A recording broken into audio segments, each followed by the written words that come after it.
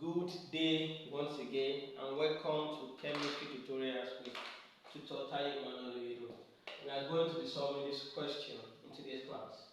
If 3.08 grams of iron completely reacts with 50 cm cube of 2.20 mol per dm cube hydrochloric acid, calculate the atomic mass of iron. Now, this is a very excellent question, because we are going to be using the knowledge of stoichiometry of chemical reactions.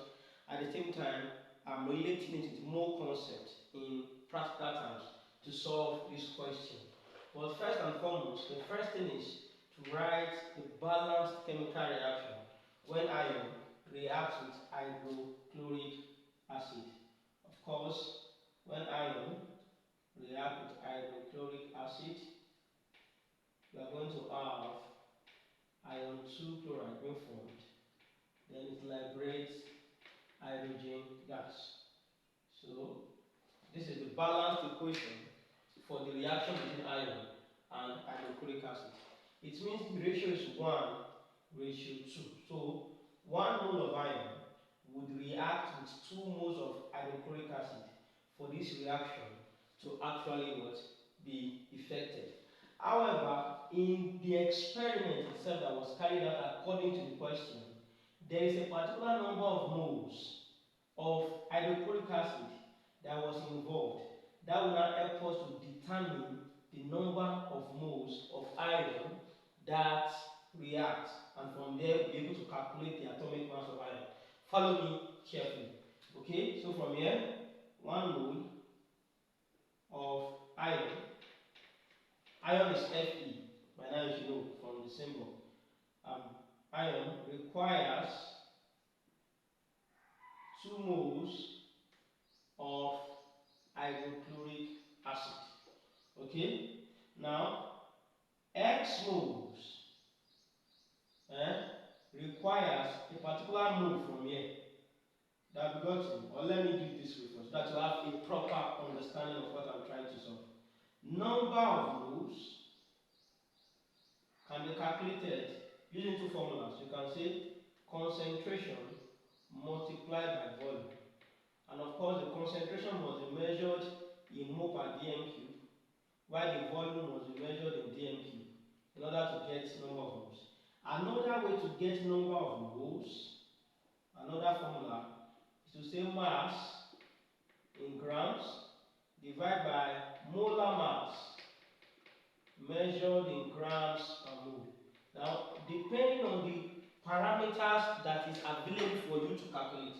In this context now, I'm going to be using this formula first, because I have a volume and I have a concentration.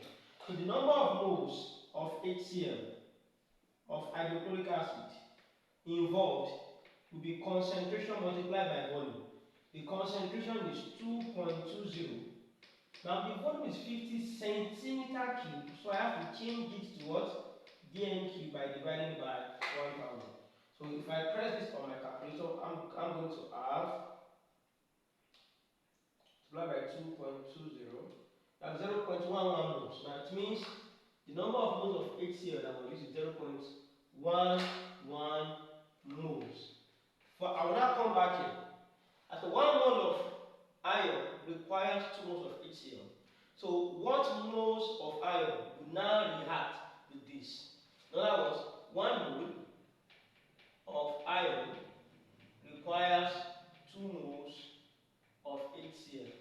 So what mole of iron will react with 0.11 mole of HCl? So I'm going to cross multiply. So X will now be equals to 1 times 0.11 divided by 2. And that is going to give me 0.055 moles. So I will now come back to this formula now. So the molar mass is the same thing as relative atomic mass. Molar mass of an element is the same thing as relative atomic mass of that element. Is that okay? So I will now say number of moles is equal to mass over molar mass. The number of moles now is 0.055 is equals to the mass given in the question for iron is, I'm using this formula now. Number of moles, this number number of moles of iron. Now 3.08. So the relative atomic mass we have to calculate is the molar mass. Like I said the other time, relative atomic mass of elements is the same thing as the molar mass of that element. For compounds, the addition of the relative atomic mass of the element present will make you get the molar mass of that compound. Is that okay? So let me represent this by m. Okay? So I will cross multiply.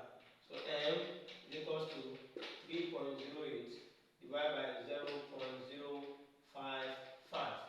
And that will be 3.08 divided by 0.055.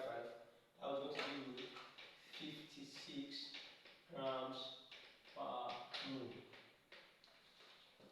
I believe you have learned something again in chemistry today. Kindly subscribe to my channel, follow my page, depending on the social media network you are seeing this. Comment and share so that you will get to see our post in the next video. See you in the next class.